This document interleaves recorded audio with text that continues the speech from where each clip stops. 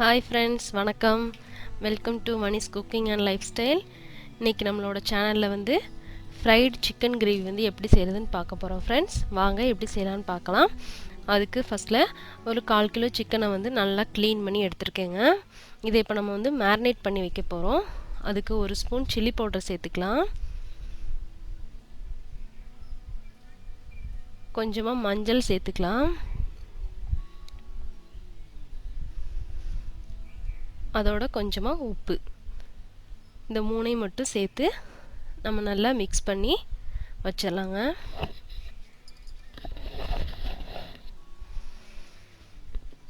நல்லா மசாலாலாம் blend ஆகிற மாதிரி நல்லா மிக்ஸ் பண்ணிட்டு ஒரு மூடி வச்சு ஒரு 20 to 30 minutes வந்து நல்லா நம்ம ஊற விட்டுறலாம். ஒரு 30 நிமிஷம் கழிச்சு நம்ம வந்து அதை ஃப்ரை பண்ணி எடுத்துக்க போறோங்க. அந்த மேரினேட் பண்ண கேப்லேயே வந்து நமக்கு தேவையான வெங்காயம் தக்காளி எல்லாம் கட் பண்ணி வச்சுக்கலாம். இப்போ நம்ம சிம்லேயே வச்சு சிக்கனை வந்து ஒரு 5 to 8 minutes வரைக்கும் நம்ம நல்லா எல்லா சைட்லேயும் நல்லா வேகிற மாதிரி நம்ம வந்து நல்லா ஃப்ரை பண்ணிக்க போகிறோம். சிம்லேயே வச்சு ஃப்ரை பண்ணுங்கள். அப்போ தான் நல்லா ஈவனாக எல்லா சிக்கனும் உங்களுக்கு ஃப்ரை ஆகும். இப்போ நம்மளோட சிக்கனை வந்து நம்ம ஃப்ரை பண்ணிட்டோம். இதே மாதிரி எல்லா சிக்கனையுமே வந்து நம்ம ஃப்ரை பண்ணி எடுத்துக்கலாம். இப்போ நீங்கள் அதே கடாயை யூஸ் பண்ணால் கூட யூஸ் பண்ணலாம். நான் வந்து கொஞ்சம் பெருசாக இருக்கணும்னு வேறு கடாய் யூஸ் பண்ணுறேன். அதில் நம்ம ஃப்ரை பண்ண அந்த எண்ணெயே வந்து நீங்கள் வந்து யூஸ் பண்ணிக்கலாங்க. அப்போது உங்களுக்கு அந்த மசாலாவோட டேஸ்ட்டெல்லாம் வந்து அதில் எண்ணெயில் இருக்கிறனால சூப்பராக இருக்கும். இப்போ இந்த எண்ணெயில் நம்ம கொஞ்சமாக பட்டை, 3 கிராம்பு, ஒரு ஏலக்காய் சேர்த்து கொஞ்சம் ஃப்ரை பண்ணிக்கலாம். எண்ணெய் வந்து கொஞ்சம் அதிகமாகவே யூஸ் பண்ணுங்கள். அப்போ தான் கிரேவி வந்து உங்களுக்கு நல்ல ஒரு டேஸ்ட் கிடைக்கும். இப்போ இதை கொஞ்சம் நல்லா ஃப்ரை பண்ணதுக்கப்புறம் ஒரு பெரிய சைஸ் வெங்காயத்தை வந்து குட்டி குட்டியாக கட் பண்ணி வச்சுருக்கேங்க. அதை வந்து நம்ம சேர்த்துக்கலாம். சேர்த்து நம்ம நல்லா கோல்டன் ப்ரௌனுக்கு நல்லா ஃப்ரை பண்ணணுங்க. இதை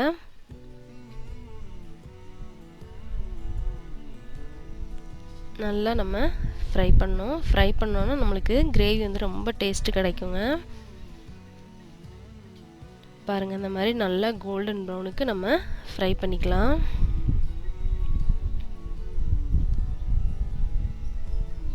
இதோட இப்போ நம்ம மசாலாலாம் சேர்த்துக்கலாம். ஒரு ஸ்பூன் தனியா பவுடர் சேர்த்துருக்கேங்க. ஒரு ஸ்பூன் சில்லி பவுடர், கொஞ்சமாக மஞ்சள், கொஞ்சமாக கரம் மசாலா சேர்த்துக்கோங்க. இது எனக்கு கட் ஆயிடுச்சு. சில்லி பவுடர் வந்து நம்ம காரத்துக்கு தகுந்த அட்ஜஸ்ட் பண்ணிக்கலாங்க. மசாலாலாம் சேர்த்ததுக்கப்புறம் ஒரு 2 minutes நல்லா ஃப்ரை பண்ணிக்கலாம். சிம்மில் வச்சே பண்ணுங்க. நல்லா ஃப்ரை பண்ணதுக்கப்புறமா நம்ம நறுக்கி வச்சுருக்க தக்காளி சேர்க்க போகிறோம். 2 தக்காளி வந்து நான் நறுக்கி வச்சுருந்தேங்க. இதையும் வந்து நல்லா சேர்த்து நம்ம நல்லா வந்து வதக்கணுங்க. இதை தக்காளி எவ்வளோ நல்லா வதங்குதோ உங்களுக்கு கிரேவி வந்து அவ்வளோ டேஸ்ட் கொடுக்கும். இப்போ இந்த தக்காளி வந்து சீக்கிரமாக வேகிறதுக்காக நம்ம உப்பு சேர்த்தோம்னா சீக்கிரமாக வதங்கிருங்க. அதனால நம்ம இந்த டிஷ்ஷுக்கு தேவையான உப்பே வந்து இதில் சேர்த்துக்கலாம். சேர்த்துட்டு நம்ம நல்லா வதக்கிக்கலாங்க. அதை அந்த கேப்லேயே வந்து நம்ம இஞ்சி பூண்டு பேஸ்ட்டு கொஞ்சம் சேர்த்துக்கலாம். சேர்த்து நீங்கள் வதக்கும்போது இஞ்சி பூண்டோட ஸ்மெல்லு வந்து நம்ம தக்காளி வதக்குற அந்த கேப்லேயே வந்து உங்களுக்கு நல்லா போயிடும். அடி பிடிக்காமலும் நல்லா இருக்குங்க உங்களுக்கு. இப்போ இந்த மாதிரி நல்லா தக்காளி நல்லா வதங்கினதுக்கப்புறம் நம்ம ஒரு 1/2 டம்ளர் மட்டும் தண்ணி சேர்த்துக்கலாங்க. அதில் நிறைய சேர்த்திங்கன்னா கொஞ்சம் கிரேவி வந்து தண்ணியாயிரும். ஒரு 1/2 டம்ளர் போதுமானதுங்க. இப்போ இந்த தண்ணியை நல்லா நம்ம மிக்ஸ் பண்ணிவிட்டு அது நல்லா கொதிக்க விட போகிறோம். இப்படி நல்லா கொதிச்சதுக்கப்புறமா நம்ம ஃப்ரை பண்ணி வச்சுருக்கிற சிக்கனை வந்து ஆட் பண்ணிக்கலாம். அதில் ஆட் பண்ணிவிட்டு நல்லா மிக்ஸ் பண்ணிக்கலாங்க. இப்போ இதை நல்லா கிரேவியோட சிக்கன் எல்லாம் பிளெண்ட் ஆகிற மாதிரி நல்லா நம்ம மிக்ஸ் பண்ணிடுறோம். மிக்ஸ் பண்ணிவிட்டு இதை வந்து ஒரு 3 to 5 minutes வந்து நம்ம அப்படியே சிம்மில் வச்சு மூடி போட்டு பாயில் பண்ணலாங்க.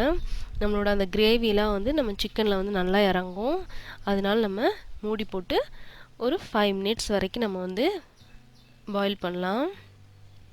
பாருங்கள், நம்மளோட கிரேவி வந்து நல்லா ஒரு திக்கான கன்சிஸ்டன்சிக்கு வந்துடுச்சு. சிக்கன்லேயே நல்லா அப்சர்வ் ஆகிருக்குங்க. சூப்பராக கலர்ஃபுல்லாக வந்திருக்கு பாருங்கள். இதோட நீங்கள் கொத்தமல்லி தூவி நம்ம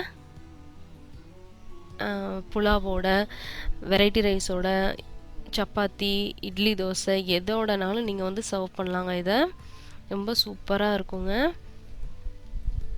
நீங்களும் இதை செஞ்சு என்ஜாய் பண்ணுங்கள்.